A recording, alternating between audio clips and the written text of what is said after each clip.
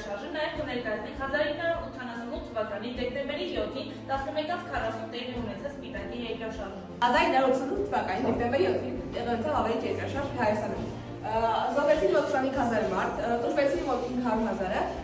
կառուցվեցին հազարավոր ապաստաններ, անմիջապես ավերվեցին Սպիտակը, Լենինականը, Կիրովականը և մոտակայքում գտնվող մի շարք այլ գյուղեր։ Ինչ է երկրաշարժը։ Երկրաշարժը ստորգետնյա սնուցումներից առաջացած երկրակեղևի շարժումն է։ Հայաստանում ամեն տարի դեկտեմբերի 7-ին նշվում է Սպիտակի երկրաշարժի օրը։ Այս տարի 37-րդ տարելիցն է։ Ըստ աղմա երկրաշարժը լինում է բնական և տեխնացի։ Բնական երկրաշարժը առաջանում է ստորգետնյա սնուցումների երկրակեղևի բախման պատճառով։ Տեխնացի երկրաշարժը կապված է մարդկային գործունեության հետ։ Հետագ գտնվեց պետք է խոշորացում արտադրել, այլ պետք է միանգամից փորձել որևէ օգնություն կանչել, թեկուզ փլատակի տակ մնացած մարդկանց կամ փորձել օգնություն կանչել դրսից։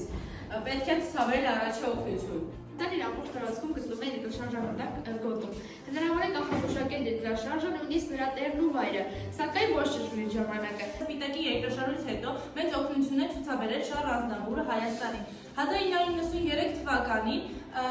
բացվել է գրասենյակը։ Շարժի ժամանակ, երբ գտնվում ենք շենքի ստորին հարկում, պետք է խոճապի մատնել, պետք է արագորեն դուրս գալ շենքից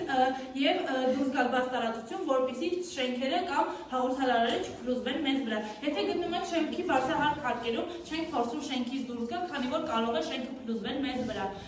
Այդ ժամանակ փորձում ենք հեռու մնալ